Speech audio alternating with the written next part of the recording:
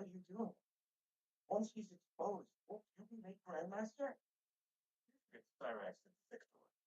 They'll want to be on the steps. No sooner than his corruption. There is a war. One that both honors their father's place.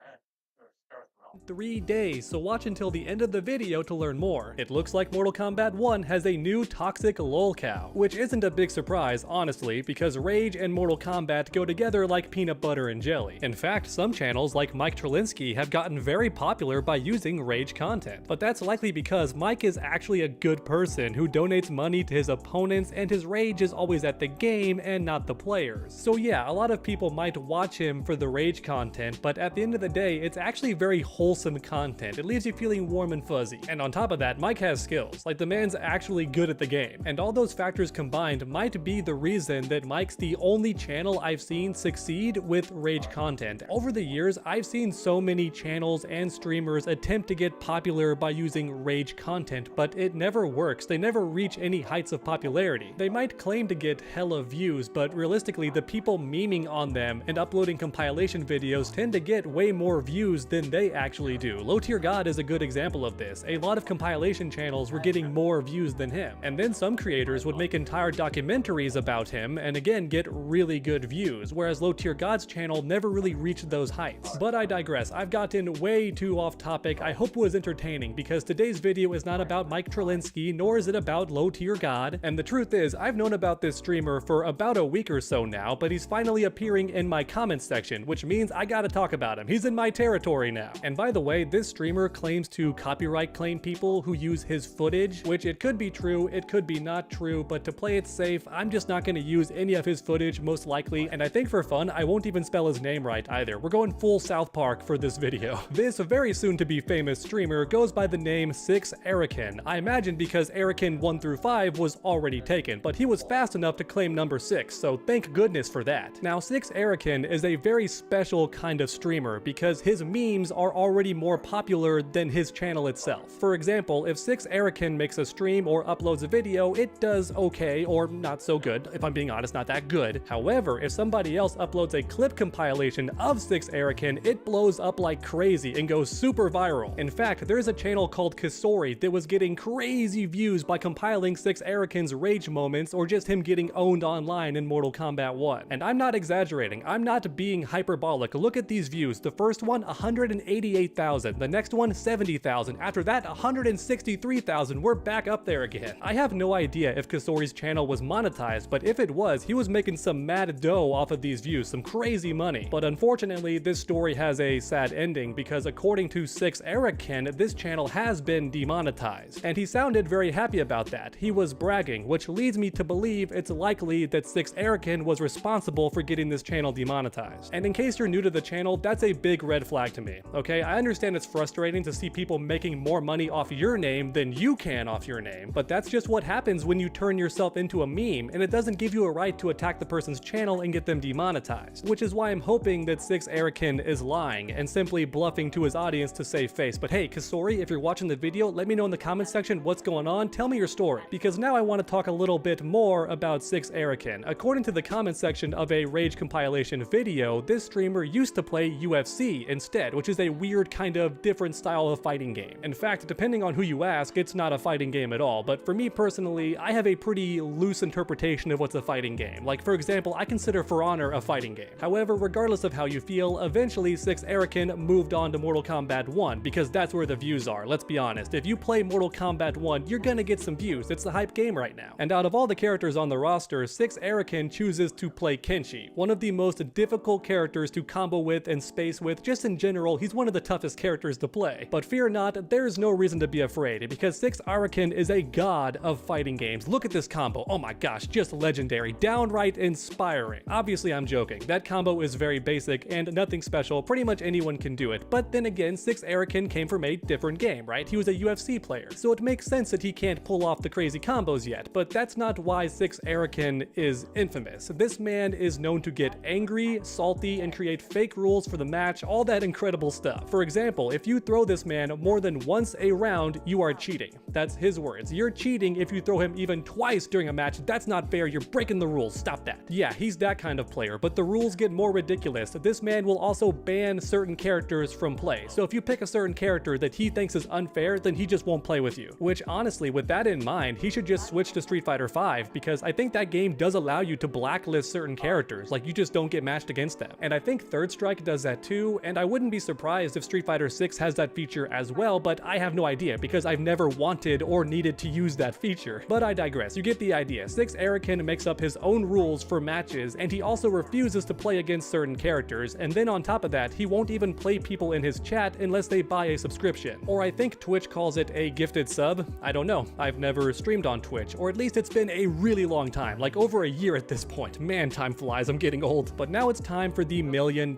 question. Is Six Arakin legitimately getting mad? Is he actually malding and a really toxic streamer, or is this whole thing a character? In my honest opinion, very similar to Low Tier God, it's a mix of both, because on the one hand, he's wearing a mask, which means he does not want his real identity to be associated with his behavior when he streams. And with that in mind, it's very likely that he's playing a character, especially when it comes to these made-up rules, like only throwing once a round or only picking certain characters. You know, some characters are banned. All of that certainly does feel like a character. However, when it comes to some of his emotional responses to losing or being trolled, I think that is actually genuine. I'm no psychologist, but I feel like most humans can look at someone's facial expressions and tell when they're genuine. You can see when someone's actually upset or disappointed or malding. You get the idea. I've been covering fighting games for over 10 years now on this channel alone, and even before this channel's creation, I was still watching people play the game. And as a result, I can tell when someone's salty, even if I can only see their eyes and their body language, right? Like dipping their head, rolling their eyes, spinning their head. Whenever Six Arakin does anything like that, I believe it's genuine, at least to some extent. But as you all know, I love making these videos interactive, so let me know your thoughts in the comment section down below. Do you think Six Arakin is a character and he's just trolling everybody for views, or do you think he's genuinely angry? In fact, Six Arakin, if you want an interview on the channel, I'd totally be down to hear your story. That sounds like a lot of fun. And I promise not to roast you or set you up. I just genuinely want to get inside your head and understand what inspires someone to make content like you do. What's the idea? What's your end game? You know, what inspired you to get started? All that stuff sounds like fun. I want to pick your brain, so please don't flag this video. Please don't get me demonetized, alright? That's just not okay. Don't do that. I hope you were joking. No, seriously, you better not have gotten that man's channel demonetized just because he was compiling stuff that you uploaded publicly for everyone to see. I really hope that's not the case and that you're bluffing, because Low Tier God would claim the same thing. He'd be like, oh, I got this guy's channel taken down, or oh, it's gonna be taken down really soon. But thankfully that never happened, although in Low Tier God's case, I think he actually was genuinely trying to get those channels taken down. But alright, now it's time to talk about my comic, Top Tier. The Indiegogo goes live in 3 days, and I could not be more excited, because Top Tier is the first fighting game comic written by a fighting game lover for fighting game players. Every character in this comic was designed by me, and a subtle reference to the fighting games you all play and love so much. Take Thunder, for example, a pro wrestler that goes around the world challenging the strongest fighters to raise money for various charities. As a veteran fighter, she actually teaches newcomers how to fight better, and it's a cheeky reference to fighting games, right? For example, she teaches that throws are unblockable and how getting hit actually builds meter faster than landing hits. She even explains how to use EX attacks and how to use supers. You get the idea. She's the expert when it comes to fighting, and I can't wait for you to read all about her in issue 1. Once again, the Indiegogo launches in 3 days, and I'll see you there.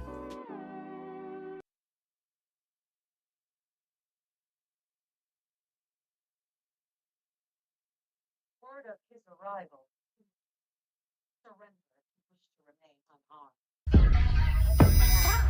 There is a bomb, apply it, the fire can stand to the tallest of giants, the tyrant. Was Mortal Kombat 1 great enough to win Fighting Game of the Year? Can the actor for Homelander be convinced to voice him in the game? And finally, what is NetherRealm doing to fix Invasion Mode? The answer may surprise you. All that and more discussed in today's video, because another day means more Mortal Kombat 1 news. So if you want to stay up to date, then make sure to subscribe and ring that bell down below so you never miss any future videos. And then after watching, if you enjoyed the video, please leave a like down below. It helps my channel out a ton. And without any further ado, let's begin. begin. Starting off with Fighting Game of the Year. For anyone not aware, maybe you live under a rock, the Game Awards happened yesterday, and a lot of people missed it, but one category that did have my attention was Fighting Game of the Year. Although, if I'm being honest, the competition was not that steep. I've never actually heard of two of these games, if I'm being honest, but Street Fighter 6 versus Mortal Kombat 1, that's an actual competition. And after all the reviews and votes were in, it looks like Street Fighter 6 came out on top as Fighting Game of the Year. And for a lot of people on social media, that makes sense, but me, I'm not quite convinced. I think you can definitely argue that Mortal Kombat 1 is the better fighting game package. But as you all know, I love making these videos interactive, so let me know your thoughts in the comment section down below. Grab that keyboard and make your voices heard. Keep in mind, I love both these games, Street Fighter 6 and Mortal Kombat 1. I play them all the time on a weekly basis. However, even so, for the next few minutes, give or take, I'm going to make the case for Mortal Kombat 1 being the better fighting game. So first up, we have the roster. Because when it comes down to it, the most important factor for a fighting game is the roster. And believe it or not, Mortal Kombat 1 has more characters, even though Street Fighter 6 has been out for longer. At this point in time, Street Fighter 6 has 20 characters, whereas Mortal Kombat 1 launched with 23 characters, and that's not counting the cameo fighters. So already Mortal Kombat 1 has more characters, and I understand that a cameo is not a full character, so let's pretend that it takes 3 cameo characters to equal 1 full character. Once we apply that handicap, that's still 5 extra characters on top of the base roster of 24, making the roster 29 characters in total. So yeah, Mortal Kombat 1 just has more characters to experiment with. And that's not even factoring in how you can mix and match the characters, right? This character with that cameo, there's so much to experiment and explore with this roster. So when it comes to characters and sheer roster size, Mortal Kombat 1 wins. So next up, let's talk about offline content. A lot of people compare World Tour to Invasions, and I understand why, because both modes have you walking around from place to place. However, a lot of people seem to forget that Mortal Kombat 1 also has a complete story mode that takes between 5 or 8 hours to finish.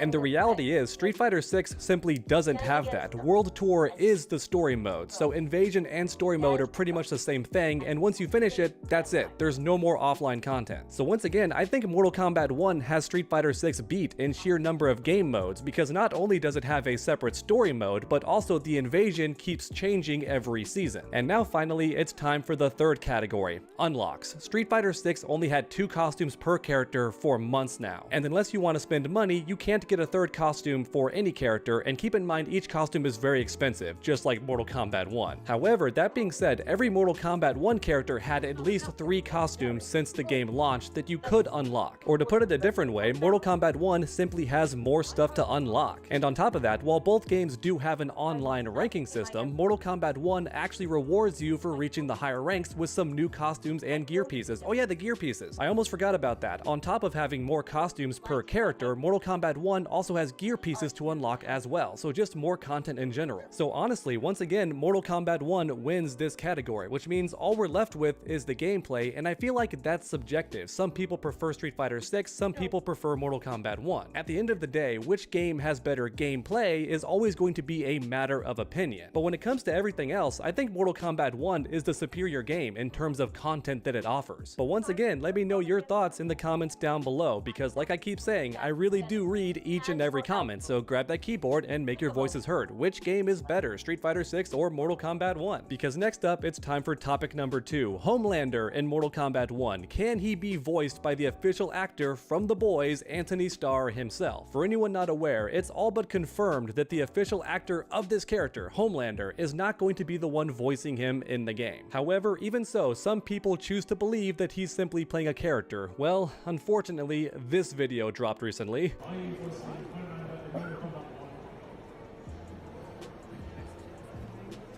Hey, have you seen Call of Duty? I voiced Call of Duty, so go play that.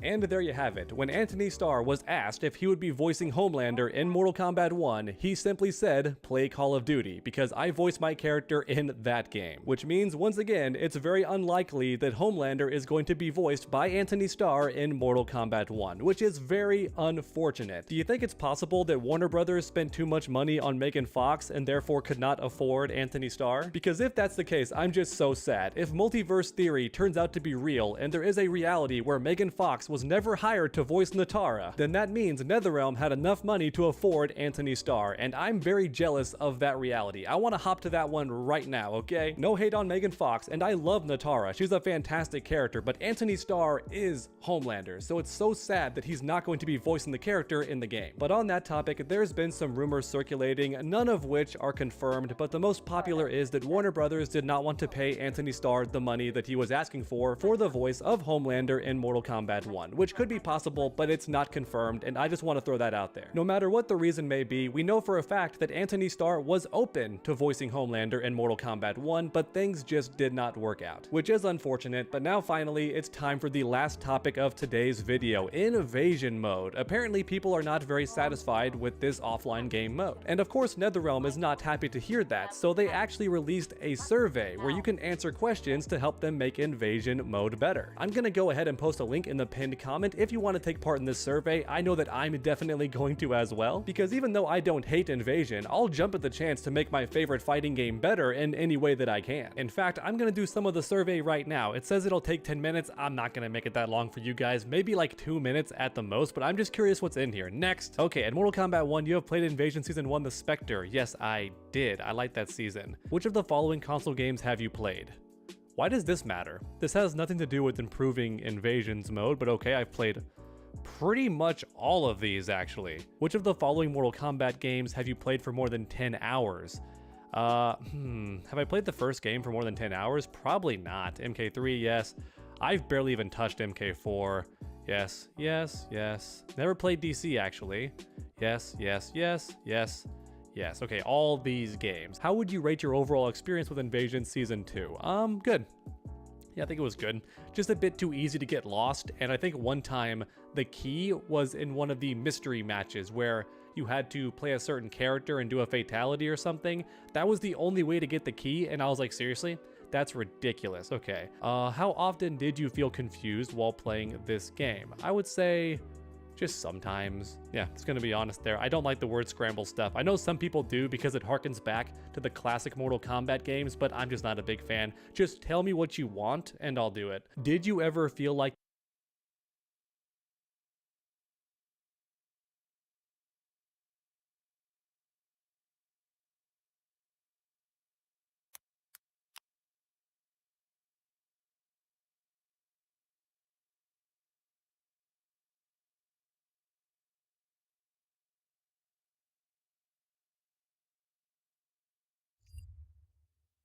you were unable to progress in Invasion Season 2? Somewhat.